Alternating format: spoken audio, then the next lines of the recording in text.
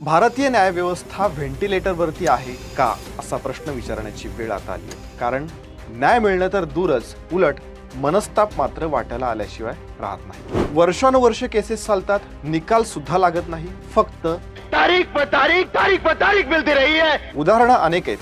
बघा, न्यायव्यवस्थेतली संथ गती. शिवसेना पक्ष कुणाचा? 2022 पासून ही केस सुरू आहे, अजूनही निकाल नाहीये. आमदार अपात्रतेचं काय झालं? 2022 पासून आमदारांच्या अपात्रतेचा निर्णय हा 2025 आता सुरू झालेला आहे, तरी सुद्धा अजूनही लागू शकलेला नाहीये. चीटिंग करताय तू. रेंट कंट्रोल ऍक्ट म्हणजेच भाडे नियंत्रण कायदा. घरमालक असो किंवा भाडेकरू, दोघांच्याही हक्कांचं रक्षण करण्यासाठी, त्यांचं शोषण होऊ नये यासाठी हा कायदा आणला गेला. पण उपयोग काय? किती अंमलबजावणी होतीये? यावरच्या केसेस किती पेंडिंग आहेत हे माहिती आहे का तुम्हाला?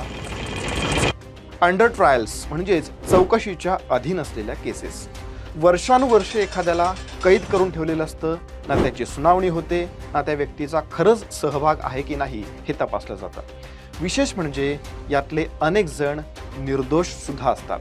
दुर्दैव आहे, निरपराधांना शिक्षा भोगावी लागते आणि गुन्हेगार मात्र पैशाच्या जोरावरती मोकाट सुटतात. रेरा रिअल इस्टेटच्या संदर्भात न्याय मिळावा म्हणून 2016ला हा कायदा सुरू झाला. आत्तापर्यंतच्या पेंडिंग केसेसचा आकडा किती आहे माहिती आहे का?